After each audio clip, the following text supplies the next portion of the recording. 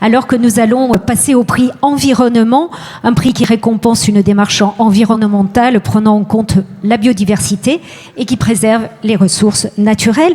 Le parrain de ce prix, c'est l'Alliance. Et l'Alliance, c'est la Chambre d'agriculture Occitanie, la Chambre d'agriculture de l'Hérault, du Gard, de l'Aveyron, la SAFER, le comité territorial de l'Hérault, des vignerons coopérateurs de l'Occitanie, MSA Languedoc et Groupama Méditerranée. Je vais leur demander de me rejoindre. Magali Somad, vous êtes présidente de la Chambre d'agriculture du Gard.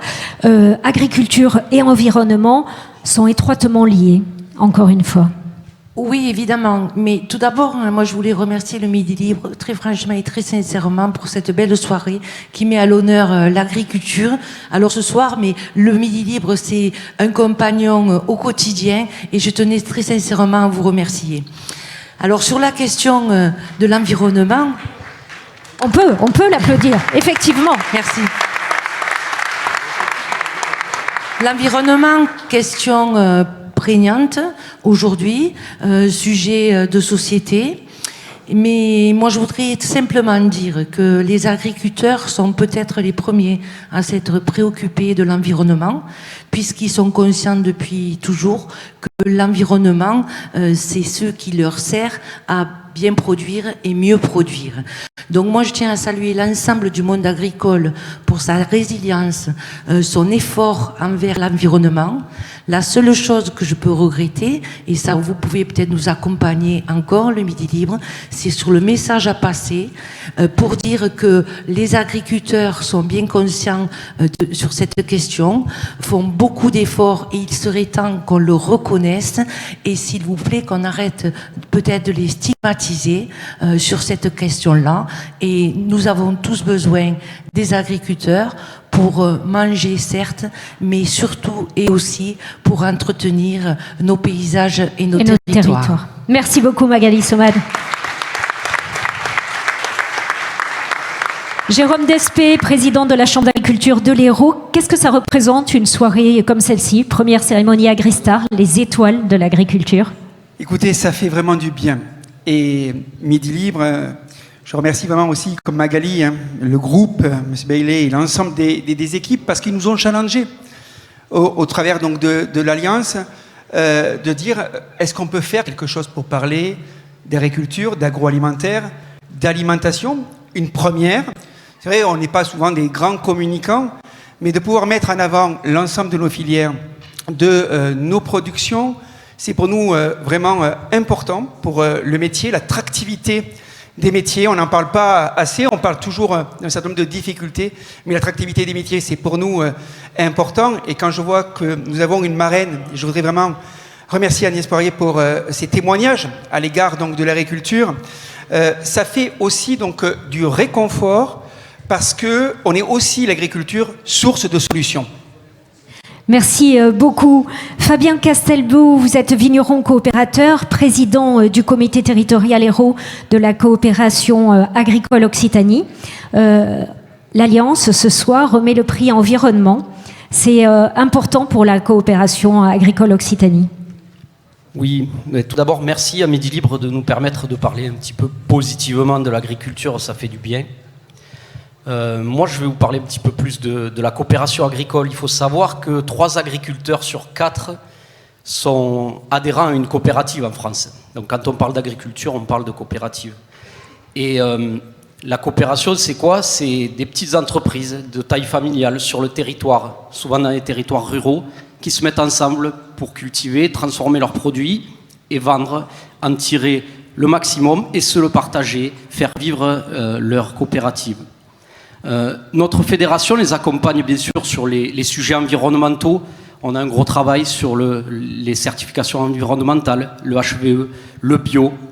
On travaille sur la gestion de l'eau, l'énergie, se mettre en commun, faire des achats groupés, toujours essayer de faire en sorte de faire parler la force du collectif. Donc à travers ça, nous sommes des acteurs du territoire, les coopératives, dans des coins reculés, en bord de métropole, partout, partout en France, il y a de la coopération. Donc, nous sommes ravis d'être là ce soir et de participer à cette remise des prix pour le Labstar. Merci. Merci. Avant de donner... oui, applaudissez-les, bien sûr. Juste avant de donner la parole à Cédric Sor, un des deux présidents de chambre, peut-être Jérôme Despé, les chambres font beaucoup aussi pour la certification. Oui, c'est primordial. On le disait, les éléments de la transition, nous sommes présents au niveau des chambres d'agriculture, de l'accompagnement de toutes les certifications, sans opposition de l'agriculture biologique, à l'HVE, aux démarches aussi que nous pourrons avoir donc, dans la viticulture et dans l'ensemble donc, des productions.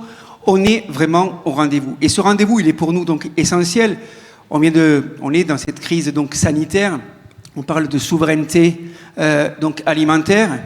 Je pense que bien sûr, en ayant une pensée pour ceux qui nous ont soignés, pour tous ceux qui se sont mobilisés pendant cette crise sanitaire, eh bien, il y avait les agricultrices et les agriculteurs qui étaient là, au travail, pour nourrir donc, les populations avec des produits sains et de qualité, et avec une passion, le but d'être reconnu par nos consommateurs et avoir ce prix rémunérateur.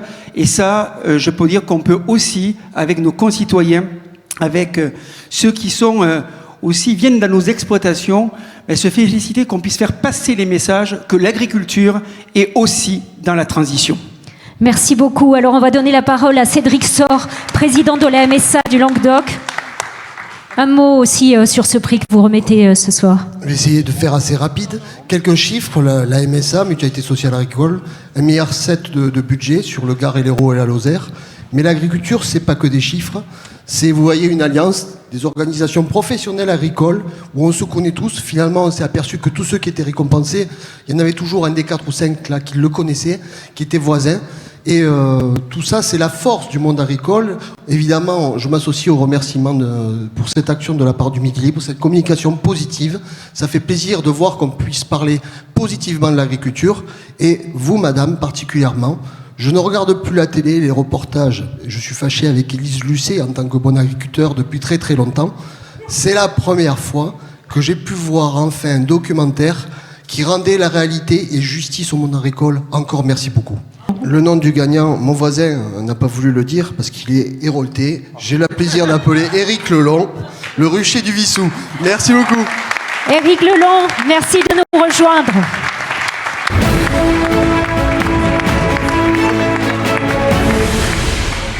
Alors Éric Lelon qui nous rejoint, il est apiculteur à Aspirant.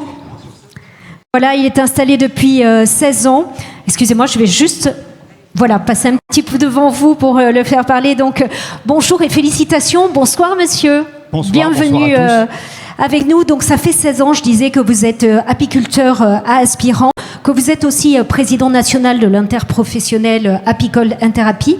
Alors, on profite de vous avoir là pour que vous nous parliez un petit peu de ce qui a évolué dans votre métier. Alors bien sûr, je me doute, vous pourriez m'en parler des heures, mais si on trace les grandes lignes des évolutions de ce métier d'agriculteur.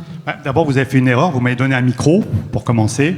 Donc je voudrais remercier bien sûr le Midi Libre, remercier mes collègues qui sont là, Jérôme tout particulièrement, mon président de chambre, Sophie qui est là-bas. Voilà, je ne peux pas m'en empêcher, je m'excuse.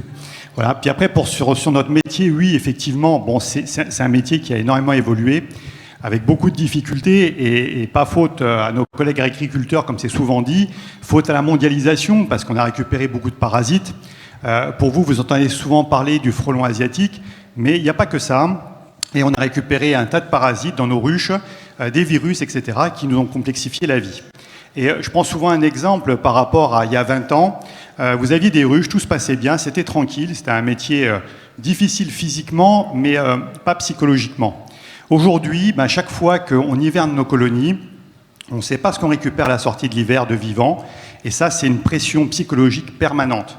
Et on parlait souvent en agriculture, je vais être un petit peu pessimiste, malheureusement, de gens qui se suicident. C'est un mal vraiment dramatique pour nos métiers, à cause de ces pressions psychologiques. Et cette année encore, nous aussi dans l'apiculture, on a eu ça, parce qu'on a eu une année catastrophique. Donc au-delà de ça, moi j'aimerais dédier ce trophée à tous ces gens qui se battent en permanence pour faire en sorte qu'on ait des pollinisateurs Parce que chaque fois que vous achetez un pot de miel, vous achetez un produit sublime que vous dégustez. Mais à côté de ça, il y a un apiculteur et des abeilles qui font le travail pour toute la biodiversité et avec la pollinisation qui permettent à tous nos collègues de produire à côté de moi, j'avais des arboriculteurs, produire les abricots que vous allez consommer cet été. Voilà, donc demain, je serai certainement sur la route pour transporter mes ruches, pour que vous puissiez avoir des beaux abricots, des belles pêches, etc. Voilà. Merci pour cette réponse. Encore un mot. Encore un mot parce que vous avez un engagement syndical pour la filière et je voudrais que vous nous disiez un mot en tant que président de l'Interpro et puis aussi peut-être un mot plus personnel sur un projet sur votre exploitation de diversification. Oui, alors effectivement, vous l'avez dit, je suis président de l'interprofession au niveau national. On l'a créé il y a 4 ans et là aussi, c'est grâce à mes collègues du syndical qu'on a pu faire ça. Donc ça a été un gros challenge. Aujourd'hui, on arrive à avoir un budget de plus d'1 million d'euros pour justement porter des projets, parce que c'est ça aussi, l'objectif, c'est de faire des actions en faveur des apiculteurs, là pour le coup, professionnels, pour une filière qui se modernise en permanence, qui a besoin de technicité, de formation. Et tout ça, ça demande des moyens et du travail, que ce soit en recherche appliquée ou que ce soit tout simplement sur la partie économique de la filière.